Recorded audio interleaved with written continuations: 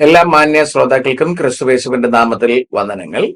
Hamas തിരികൊളുത്തി Israel നടത്തിക്കൊണ്ടിരിക്കുന്ന യുദ്ധം രണ്ടാം കൊല്ലം പൂർത്തീകരിക്കാൻ പോകുന്ന ഘട്ടത്തിൽ കഴിഞ്ഞ ആഴ്ചയിലാണ്, അല്ലെങ്കിൽ ഇന്നൊരാഴ്ച പൂർത്തീകരിക്കപ്പെടുകയാണ് ഇറാനുമായിട്ടുള്ള ഒടുവിലത്തെ റൗണ്ട് ഇസ്രായേലിന്റെ ആക്രമണം തുടങ്ങിയത്.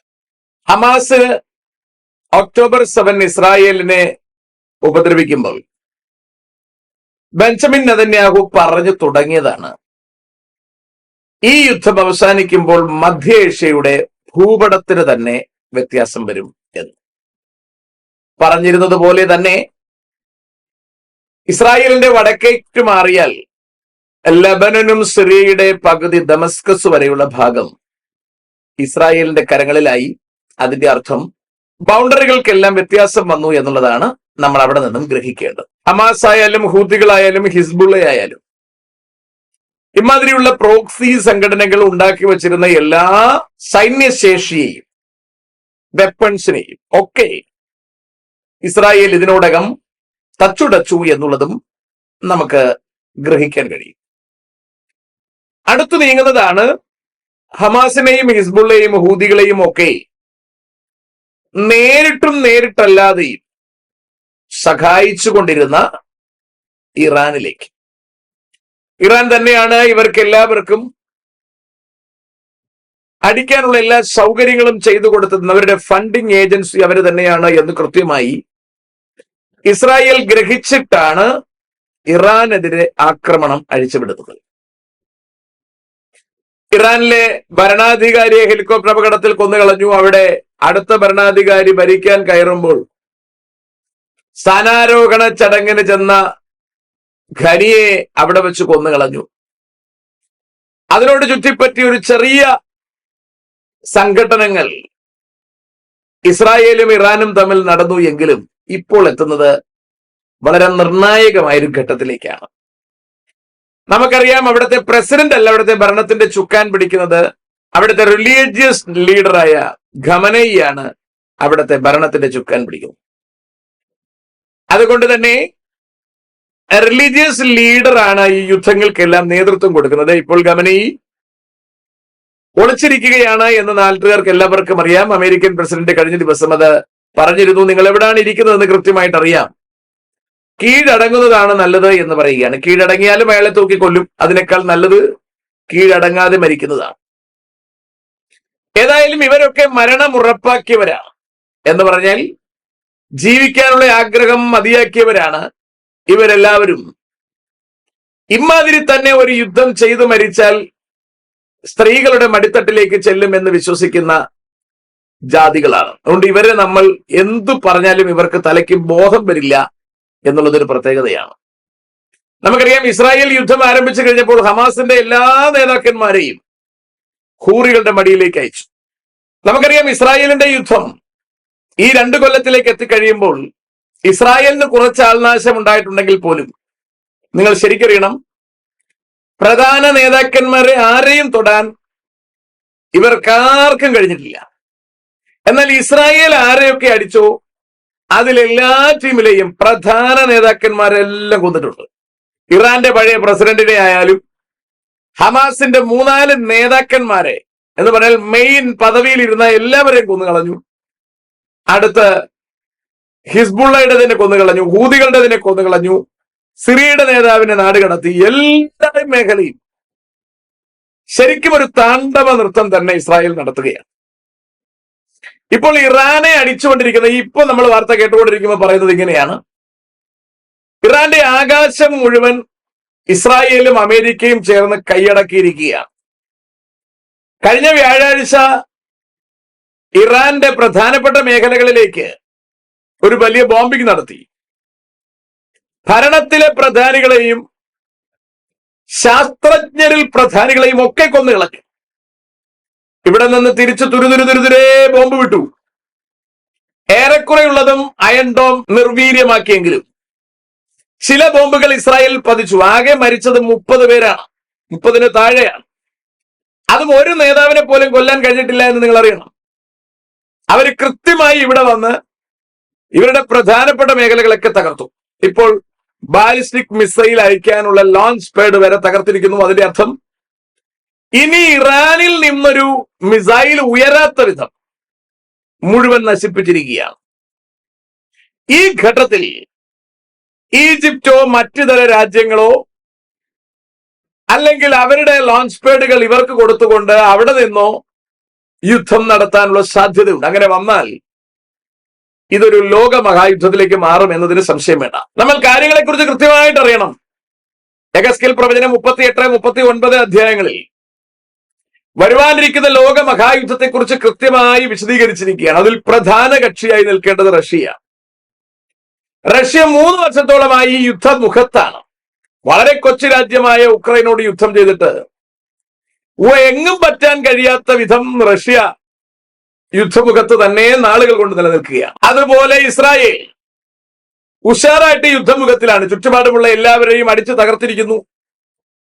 ഇറാനിലേക്ക് പ്രവേശിച്ചിരിക്കുന്നു. അവിടെയും വല്ലാത്ത നാശനഷ്ടങ്ങൾ വരുത്തിയിരിക്കുന്നു. അപ്പോൾ എന്തുകൊണ്ട് അവരുടെ പ്രധാന ആയുധപ്പുരയെ നശിപ്പിച്ചില്ല എന്ന ചോദ്യത്തിന് മറുപടിയായി പലയിടങ്ങളിലുള്ള റിപ്പോർട്ടുകൾ വന്നതിൽ നിന്ന് മനസ്സിലാക്കുന്നത് ഇവരുടെ കയ്യിൽ ആണവായുധങ്ങൾ ഉണ്ടോ എന്ന കാര്യത്തിൽ ഇപ്പോഴും ഒരു നിശ്ചയം വന്നിട്ടില്ല. ആണവായുധം ഉണ്ടെന്ന് വരികിൽ അവിടേക്ക് ഇവർ ബോംബ് ചെയ്താൽ അത് ഗുണത്തെക്കാളേറെ ദോഷമുണ്ടാക്കും. ഇവർക്ക് ഖമനയെ കൊല്ലുക എന്ന് പറയുന്ന വലിയ കാര്യമുള്ള കാര്യമല്ല. പക്ഷെ അതിനേക്കാൾ ഉപരി അവർ പ്രതീക്ഷിക്കുന്നത് ഹമാസിനെയോ ഹിസ്ബുള്ളയെയോ മുച്ചൂട് തകർച്ചതുപോലൊരു തകർച്ചയല്ല ഇറാനിൽ ഇസ്രായേൽ എക്സ്പെക്ട് ചെയ്യുന്നത്. അവിടുത്തെ നേതൃമാറ്റം സംഭവിക്കുക, അവരുടെ ആയുധങ്ങളെ പിടിച്ചെടുത്തുകൊണ്ട് ആ ആൾക്കാർക്ക് ഒരു നല്ല ഭാവി കൊടുക്കുകയാണ് ഇസ്രായേലിന്റെ ക്യാപ്റ്റന്റെ ഉദ്ദേശം. പക്ഷെ അത് ഇറാഖിലെ ജനതയ്ക്ക് പറഞ്ഞാൽ മനസ്സിലാകുമോ എന്നൊന്നും എനിക്കറിയില്ല. ഏതായാലും യുദ്ധം ഉഷാറായി നടക്കുകയാണ്. ദേശങ്ങളെല്ലാം പിടിച്ചെടുത്ത് ഇസ്രായേലിന്റെയും അമേരിക്കയുടെയും നോട്ടം ഈ രാജ്യങ്ങളെയൊക്കെ പിടിച്ചെടുത്ത് ജനത്തെയൊക്കെ നന്നാക്കുക എന്നുള്ളതാണ്. ഇതൊന്നും നടക്കുന്ന കാര്യമല്ല. അതിനെതിരെ ചരിത്രം നമ്മൾ ഗ്രഹിക്കണം. എന്ന് പറഞ്ഞാൽ BC-യിൽ പേർഷ്യൻ ഭരണം ഇവിടെ നിലനിന്നിരുന്ന കാലം ഇസ്രായേലും പേർഷ്യയും തമ്മിൽ നല്ല ബന്ധത്തിലായിരുന്നു. ഇസ്രായേലിന്റെ ആലയം പണിക്ക് ആദ്യം പണിതു കൊടുത്ത ആലയം ശലോമോനാണ് പണിതു കൊടുത്തത്. ആ ആലയം ബാബിലോണ്യ രാജാവായിരുന്ന നെബൂഖദ്നേസർ നശിപ്പിക്കുന്നു. അതിനെ പുതുക്കിപ്പണിയാൻ സെരുബാബേലിനും ഈ എസ്രായ്ക്കും ഒക്കെ സൗകര്യങ്ങൾ, സെരുബാബേലിനും എസ്രായ്ക്കും നെഹമ്യാവിനും ഒക്കെ സൗകര്യങ്ങൾ ഒരുക്കി കൊടുക്കുന്നത് പേർഷ്യൻ രാജാക്കന്മാരായ കോരശും അർത്ഥശിഷ്ടയും ഒക്കെയാണ്. കോരശ് എഴുത്തുകൾ തന്നെ പ്രസിദ്ധീകരിച്ചുകൊണ്ട് ഇസ്രായേലിന്റെ പുസ്തകങ്ങൾ ഇവിടെ വിശദീകരണങ്ങളുണ്ട്. അതുപോലെ തന്നെ അർത്ഥശിഷ്ടയും, അത് നെഹമ്യാവിന്റെ പുസ്തകങ്ങളിൽ വിശദീകരണങ്ങളുണ്ട്. ഇസ്രായേലിന് അവരുടെ രാജ്യം സ്ഥാപിച്ചെടുക്കുവാനും അവരുടെ ആലയം പുതുക്കിപ്പണിയുവാനും അവരുടെ ആരാധനകൾ പുനഃസ്ഥാപിക്കുവാനുമുള്ള എല്ലാ സൗകര്യങ്ങളും പേർഷ്യൻ രാജാക്കന്മാർ ഒരുക്കി കൊടുത്തിരുന്നു. എന്ന് പറഞ്ഞാൽ പേർഷ്യയും ഇസ്രായേലും തമ്മിൽ അമ്മാതിരി ഒരു നല്ല സ്നേഹബന്ധമുണ്ടായിരുന്നു. ഇതിന് വിള്ളലുണ്ടാകുന്നത് 500-കളിൽ മുഹമ്മദിന്റെ വരവോടുകൂടിയാണ്. സമാധാന അന്തരീക്ഷത്തിൽ ജീവിച്ചിരുന്ന മാനവകുലത്തെ മുഴുവൻ അസമാധാനത്തിലേക്കും ലോകത്തെ മുഴുവൻ നാശത്തിലേക്കും തള്ളിവിട്ടത് ഈ മുഹമ്മദിന്റെ രംഗപ്രവേശനത്തോടു കൂടിയാണ്. ഏദനിൽ ദൈവത്തോട് ചേർന്ന് ജീവിച്ചിരുന്ന ജനതയെ ദൈവത്തിൽ നിന്ന് ഭിന്നിപ്പിച്ചുകൊണ്ട് പ്രതിസന്ധികൾ ഉണ്ടാക്കുന്നതിൽ ചെകുത്താൻ വിജയിച്ചതുപോലെ മുഹമ്മദിന് ദേശത്താകമാനം അസമാധാനം വിതറുന്നതിന് കഴിഞ്ഞു എന്നുള്ളതാണ് പ്രധാനപ്പെട്ട വിഷയം. ദൈവത്തിന്റെ ഏകജാതനായ കർത്താവായ യേശുക്രിസ്തുവിനെ നിഷേധിക്കുന്നതിനും യേശുക്രിസ്തുവിലൂടെയുള്ള നിത്യജീവനെ നശിപ്പിച്ചു കളയുന്നതിനും അല്ലെങ്കിൽ അതിന്റെ മുഹമ്മദിന്റെ ദുരുപദേശത്തിന് കഴിഞ്ഞു എന്നത് ശരിക്കും നമ്മൾ അറിഞ്ഞിരിക്കേണ്ടുന്ന കാര്യമാണ്. അതുകൊണ്ട് ഇപ്പോൾ ഇറാനോട് ഇസ്രായേൽ പ്രസിഡന്റ് പറയുന്നത് ഭരണം മാറിക്കഴിഞ്ഞാൽ നിങ്ങൾക്ക് സമാധാനം ഉണ്ടാകും, ഞങ്ങളത് ചെയ്തു തരാം എന്നാണ്. അതൊന്നും ചിന്തിക്കാനുള്ള തലച്ചോറ് ഇറാനി ജനതകൾക്കുണ്ടെന്ന് എനിക്ക് തോന്നുന്നില്ല. സൗദി അറേബ്യ സകല ദുർഭൂതങ്ങളുടെയും പാർപ്പിടമാണെന്ന് വരികിലും സകല അശുദ്ധാത്മാക്കളുടെ തടവാണെന്ന് വരികിലും ഇപ്പോ സൗദിയെ ഭരിക്കുന്ന കിങ് ഒരല്പം സുബോധമുള്ളവരാണ്. അതുകൊണ്ട് അവിടെ ഖുർആൻ അഴുക്കുചാലുകളിൽ കാണുന്നു. അവിടുത്തെ സ്ത്രീകൾക്ക് വാഹനം ഓടിക്കുവാനും അവർക്ക് ഭർത്താവ് ഉപേക്ഷിച്ച് മാനവും മര്യാദയ്ക്കും നടക്കാനുമുള്ള സൗകര്യങ്ങൾ അവിടുത്തെ രാജാവ് അവർക്ക് കൊടുത്തിരിക്കുന്നു.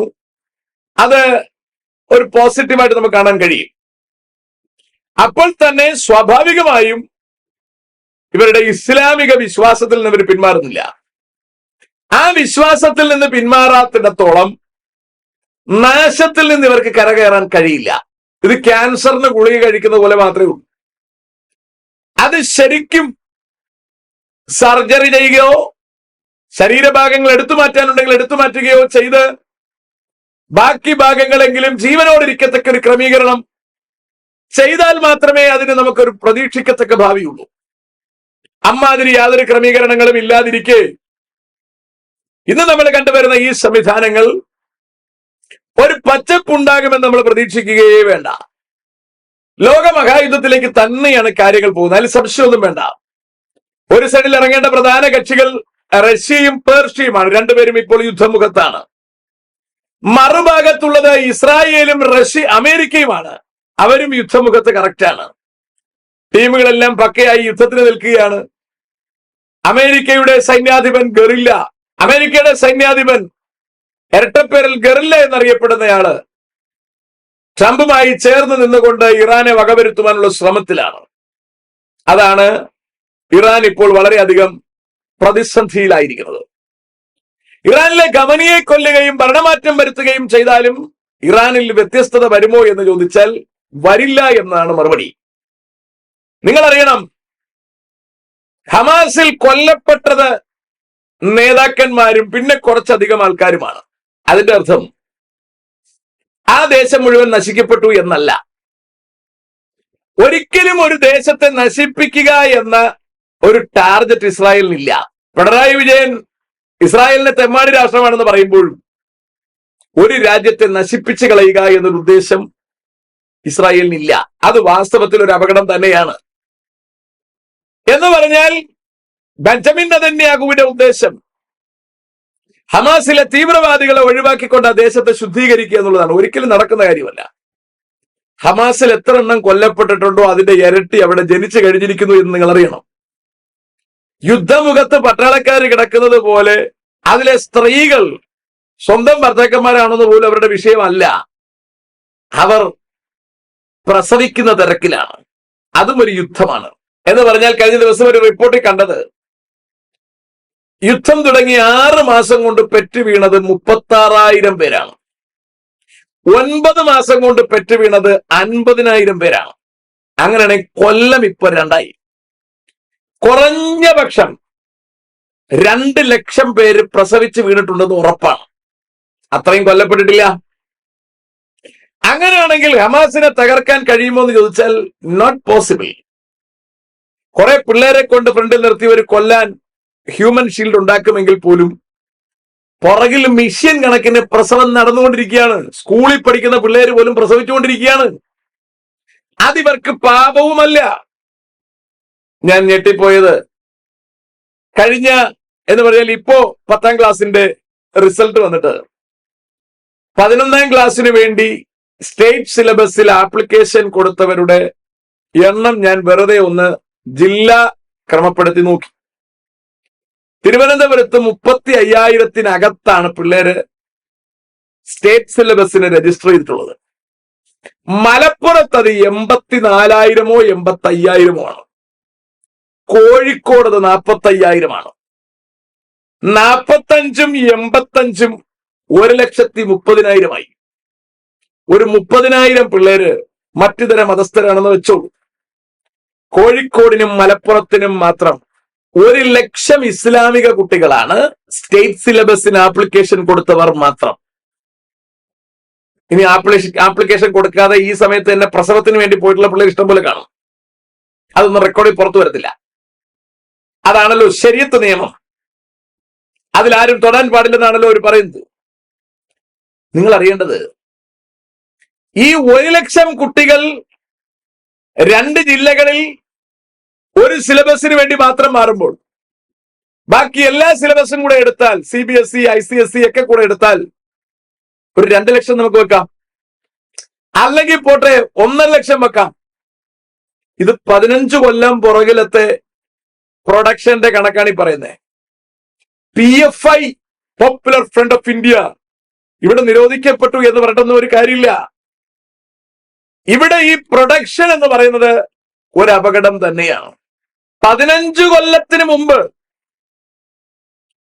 ഒറ്റ വർഷം 1.5 ലക്ഷത്തിനെ പ്രസവിച്ചിട്ടു എന്ന് പറഞ്ഞാൽ ഒരു ദിവസം 410-ലധികം പേര് ജനിക്കുകയാണ്. ഒരു ദിവസത്തെ കാര്യം പറയുന്നേ. പ്രസവം തന്നെ പ്രസവം. ഇത് ഈ യൂണിറ്റുകൾ മാത്രം പ്രസവിക്കുന്നതിനുള്ള കാര്യം പറഞ്ഞേ. മറ്റു പുതിയ യൂണിറ്റുകൾ ഇതിൽ ആഡ് ചെയ്തുകൊണ്ടിരിക്കുകയാണ്. അപ്പൊ ഇത് എവിടെ ചെന്ന് നിൽക്കുമെന്നാണ് ഈ ഉദ്ദേശിക്കുന്നത്? നിങ്ങൾ കാര്യം മനസ്സിലാകുന്നുണ്ടോ? ഇമാതിരി ജനക്കൂട്ടം ഇവിടെ ഉണ്ടായാൽ ഇവരുടെ തലച്ചോറിനുള്ളിലേക്ക് ഈ ശപിക്കപ്പെട്ട ഫിലോസഫി കുത്തി നിറച്ചാൽ ദേശത്തിൽ എവിടെയും ഒരു കാലത്തും സമാധാനം ഉണ്ടാകുമെന്ന് പ്രത്യാശിക്കുകയേ വേണ്ട. അമേരിക്ക എന്നല്ല, ഇസ്രായേൽ എന്നല്ല, ലോകത്തിലെ ഏത് രാഷ്ട്രം ഒരു സമാധാനത്തിലേക്ക് ജനതയെ കൊണ്ടെത്തിക്കാമെന്ന് കരുതിയാൽ ഈ ഫിലോസഫി പേറുന്ന ജനത്തിന്റെ എണ്ണം ഇമാതിരി ക്രമാതീതമായി വർദ്ധിച്ചുകൊണ്ടിരിക്കുന്ന ഈ ഘട്ടത്തിൽ ഇത് നടക്കില്ല എന്നതിന് യാതൊരു സംശയവും വേണ്ട. അതുകൊണ്ട് ഇറാനെ മുച്ചൂട് തകർത്തത് കൊണ്ടോ ഹമാസിനെയോ ഹിസ്ബുള്ളയെയോ ഹൂതികളെയോ തകർത്തത് കൊണ്ടോ പെറ്റുകൂട്ടലും ശപിക്കപ്പെട്ട തത്വശാസ്ത്രവും നിലനിൽക്കുന്ന കാലത്തോളം ദേശത്തിനൊരു പ്രതീക്ഷ വേണ്ട, ദേശത്തിന് നന്മയുണ്ടാകുമെന്നൊരു പ്രത്യാശ വേണ്ട. അണുവായുധം ഉണ്ടാകുന്നതിനേക്കാൾ ശക്തിയാണ് ഈ പൈശാചിക തത്വശാസ്ത്രം തലയിൽ പേറിക്കൊണ്ട് മനുഷ്യജീവികൾ ഉണ്ടാകുന്നത്. അതുകൊണ്ട് ഇവിടെ മനുഷ്യ മസ്തിഷ്കങ്ങൾ ശുദ്ധീകരിക്കപ്പെടുന്ന ഒരു ക്രമീകരണം ഉണ്ടായാൽ മാത്രമേ ഇതിനെന്തെങ്കിലും ഒരു വ്യത്യസ്തത ഉണ്ടാകൂ. ദേശത്തിന്റെ നാശത്തിന് പ്രതീക്ഷിക്കുന്ന ജനത്തിന്റെ എണ്ണം വർദ്ധിക്കുന്നത് ശാപമാണെന്നൊരു തിരിച്ചറിവ് നമുക്കുണ്ടാകുമോ എന്ന് എനിക്കറിയില്ല. ഇതിനെ കൺട്രോൾ ചെയ്യാൻ ലോകരാഷ്ട്രങ്ങൾക്ക് കഴിയുമോ എന്നും എനിക്കറിയില്ല. അവകൾക്ക് കഴിഞ്ഞില്ലെങ്കിൽ നമ്മുടെ കാലത്ത് തന്നെ ദേശത്തിന്റെ നാശം നമ്മൾ കാണേണ്ടി വരും. ഇത് മുഴുവൻ നിന്ന് കത്തുന്നത് നമ്മൾ കാണേണ്ടി വരും. ഏതായാലും ബൈബിൾ പറയുന്നതനുസരിച്ച് സമാധാനമില്ലാത്തൊരു കാലം വരുമെന്ന് പറയുന്നു. അമ്മാതിരി സമാധാനമില്ലാത്തൊരു കാലത്ത് നമ്മൾ എത്തിയിരിക്കുന്നു എന്നുള്ളത് ഗൗരവമായി ചിന്തിക്കേണ്ട കാലം തന്നെയാണ്. ലോക മഹായുദ്ധത്തിലേക്ക് കാര്യങ്ങൾ മാറുകയാണ്. സമാധാനമില്ലാതിരിക്കെ സമാധാനം എന്ന് പറഞ്ഞുകൊണ്ട് ജനത്തിന്റെ മുറിവ് ലഘുവായി ചികിത്സിക്കുന്നു എന്ന് പറയുന്നത് പോലെ ചില പത്രക്കാരെങ്കിലും ലഘുവായി ചികിത്സിക്കാൻ ശ്രമിക്കുന്നുണ്ട്. കഴിഞ്ഞ ദിവസം ഷാജൻ സ്കറിയ വെളിപാട് പുസ്തകം വ്യാഖ്യാനിക്കുന്നത് കേട്ട് ചിരിച്ചുപോയി. അതിൽ 4 കുതിരകളുണ്ടത്രേ, അതിന് 4 കളറുണ്ട്, വെള്ള, ചുമപ്പ്, കറുപ്പ്, പച്ചയൊക്കെ ഉണ്ടെന്ന് പറയാണ്. പച്ചയൊന്നും വസ്ത്രത്തിൽ ഇല്ല. പിന്നെ എന്തൊക്കെയോ പുള്ളിക്കാരൻ പറയാണ് ഇതൊക്കെ ക്രൈസ്തവരുടെ നിഗമനമാണ്, ഇങ്ങനൊന്നും സംഭവിക്കില്ല, യേശു വരുന്നു എന്ന് പറയുന്നതൊക്കെ ചുമ്മാതാണെന്നൊക്കെ ഷാജൻ സ്കറിയ പറയുകയാണ്. അയാൾക്ക് തെക്കുമുടക്കുവാനെ കുറിച്ച് അറിയില്ല, അയാൾ പറയട്ടെ. എനിക്ക് പറയാനുള്ളത്, കർത്താവ് ഇങ്ങനെ ചോദിക്കുന്നത്, മനുഷ്യപുത്രൻ വരുമ്പോൾ ഭൂമിയിൽ വിശ്വാസം കണ്ടെത്തുമോ? വിശ്വാസം നഷ്ടപ്പെട്ടു പോകത്തക്ക തരത്തിൽ ജനം അടിസ്ഥാനരഹിതമായി തലച്ചോറിൽ മാത്രം ആശ്രയിച്ച് മുൻപിലോട്ട് പോകുന്ന ഈ ഘട്ടത്തിൽ ജനം പരാജയത്തിൽ ചെന്നെത്തുമെന്നതിന് യാതൊരു സംശയം വേണ്ട. വചനം പഠിക്കുന്നവർ കാര്യമായി ഗൗരവമായി തിരുവെഴുത്തുകളെ ധ്യാനിച്ചുകൊള്ളുക, ഒരുങ്ങിക്കൊള്ളുക. നമ്മുടെ കർത്താവ് ഏത് സമയവും വരുവാനുള്ള സാധ്യതയുണ്ട്. ദേശമാസകലം ഇളക്കി മറിച്ചുകൊണ്ടുള്ള ഈ യുദ്ധങ്ങൾ കൃത്യമായ ഏക ഭരണാധികാരിയുടെ കൊടിക്കീഴിലേക്കാണ് കാര്യങ്ങൾ കൊണ്ടെത്തിക്കുന്നത്. നമുക്ക് കരുതലോടിരിക്കാം. നമ്മുടെ കർത്താവ് വരാറായി. May God bless everybody.